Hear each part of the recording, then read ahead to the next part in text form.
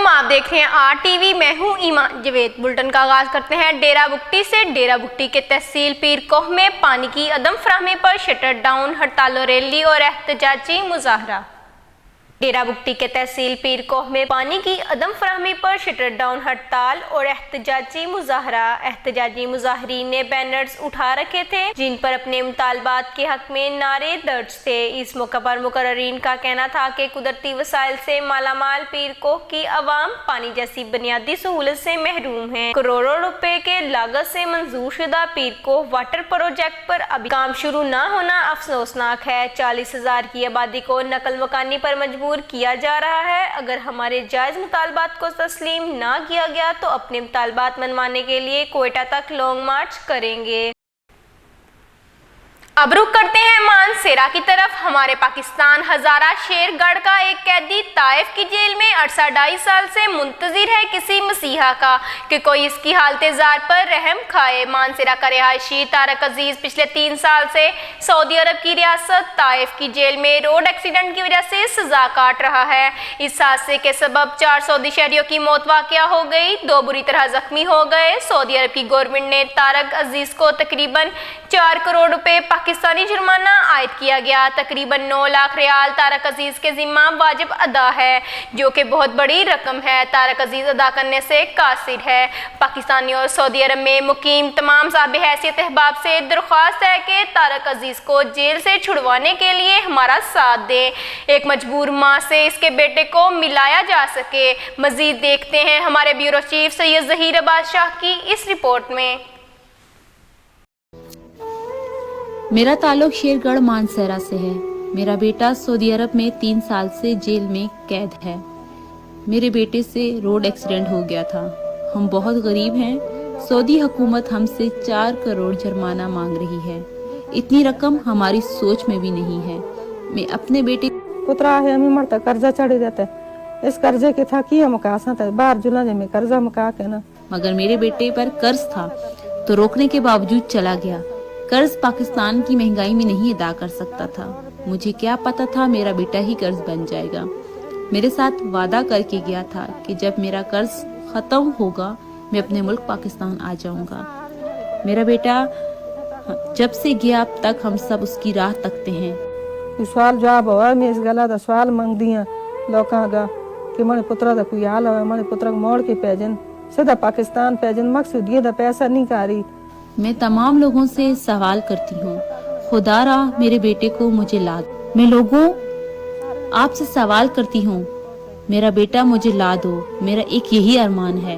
मैं हर वक्त अपने बेटे के लिए रोती हूँ। कोई है जो मुझे मेरा बेटा लौटा दे? मैं किसी को कुछ दे नहीं सकती। मैं बहुत गरीब हूँ। मैं 4 करोड़ कैसे दूंगी? गुर्बत ने हमारी जिंदगी और हमारा बेटा हमसे छीन लिया है। मेरी आवाज जहाँ तक पहुँचती है, ये लोगों मेरा सहारा बनो। यही मैं क़यामत तक आपकी एहसानमंद रहूंगी।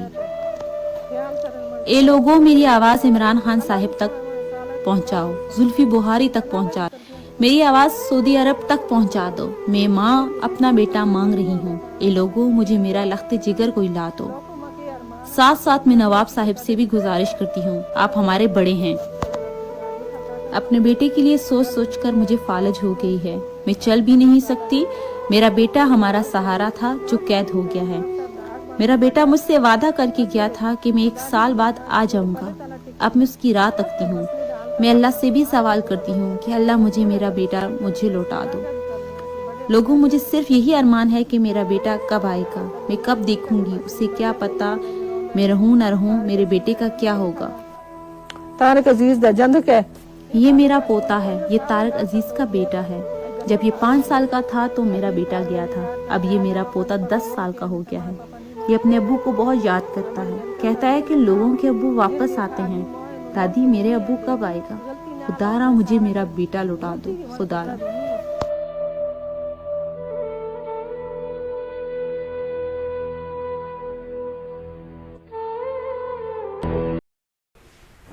अब चलते हैं जैकोबाद की तरफ। जैकोबाद में डकैतियों और चोरियों के आए रोज वाकयात में इजाफा, अवाम दोहरे अजाब में मुब्तला। जैकोबाद थाना की हदूद कौमी शाहराह पर ट्रक ड्राइवर से मुसल्लह अफराद ने जदीद हथियारों के जोर पर सरेआम ड्राइवर से नकदी छीनकर बाआसानी फरार।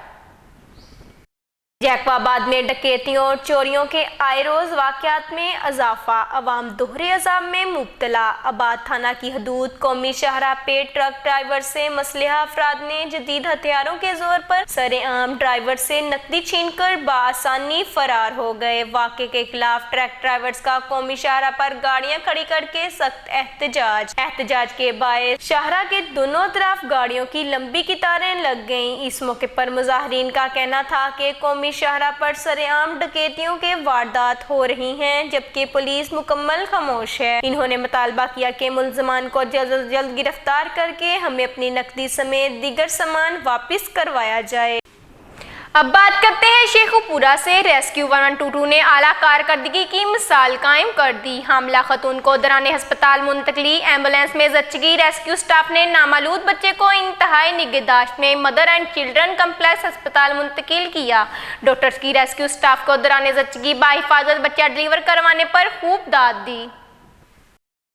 शेखुपुरा रेस्क्यू 1122 को मोहल्ला रहमानपुरा से कॉल मसूल हुई, जिसमें हामला खतून को अस्पताल मुंतकिल करने की दरख्वास्त की गई। रेस्क्यू स्टाफ ने फौरन मौका पर पहुंचकर खतून को एम्बुलेंस में शिफ्ट किया और अस्पताल की तरफ रवाना हुए, लेकिन रास्ते में हामला खतून की तबीयत ज्यादा खराब होने पर एम्बुलेंस में ही डिलीवरी करवानी मकसूद हुई, जिस पर रेस्क्यूज ने खतून की वालदा, जो कि एम्बुलेंस में मौजूद थी, इजाजत लेकर प्रोफेशनल अंदाज से बाहिफाजत बच्चे को डिलीवर करवाने के बाद मां और बच्चे को चिल्ड्रन अस्पताल में मुंतकिल कर लिया। रेस्क्यूज की आला कारकर्दगी और अच्छे इखलाक को अहले खानदान और डॉक्टर्स ने खूब सराहा। रेस्क्यूज का शुक्रिया अदा किया।